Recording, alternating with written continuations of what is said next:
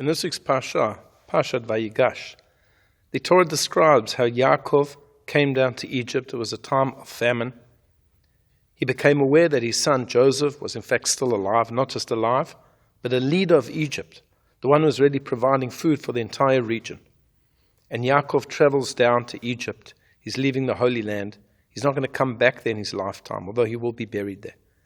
And the Torah describes and lists for us the names of all of his children and grandchildren who came down from Canaan to the land of Egypt. 70 in total. Actually, there's 69 names, but one of them was born just as they were coming into Egypt. That was Yocheved, the mother of Moshe.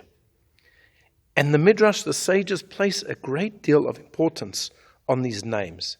And it tells us that the Jewish people, while they were in Egypt, they didn't have the Torah yet, they didn't have the mitzvot, basically assimilated.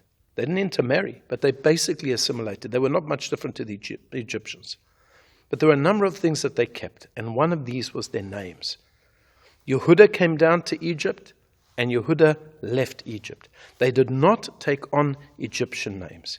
This was their badge of pride and honor, to retain their names.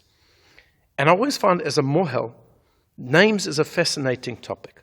I go to meet parents, and I describe with them the whole bris ceremony, what's going to happen. And then I say, and now, have you thought of a name for your son? What name are you going to call him? And they mention to me a certain name. It's usually an English name or Western name. And I say, yes, but what Jewish name are you going to give them? And they say, well, what is the closest Jewish name? And I say, it doesn't have to necessarily be like that. It can be other names. And I try to guide them. And generally, amongst Ashkenazi Jews, we name our children after those who have come before us.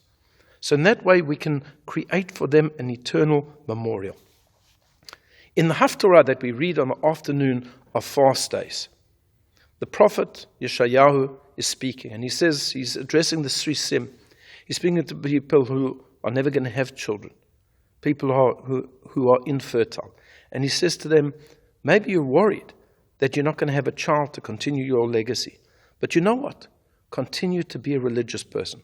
Continue to be a pious person. Continue to keep Shabbat. And I will give you Yad Vashem. Yad Vashem. That's a term that we know well. That's the Holocaust Memorial Organization in Israel, the international organization. But what does it mean, Yad Vashem? Yad means literally a hand. And Shem means a name. But Yad Vashem means I will give you an eternal memorial. Your name will not be forgotten. You may not have children, but you will have a name. And that's why they chose to name that organization Yad Vashem, because all of those people perished in the Holocaust. There was no continuation, there was no legacy. So we're going to give you that legacy. And this is really so important. We owe everything to those who have come before us, our parents, our grandparents, our great-grandparents. And the one really small way, but actually an enormous way in which we can honor them, is to name our children after them. And to be proud.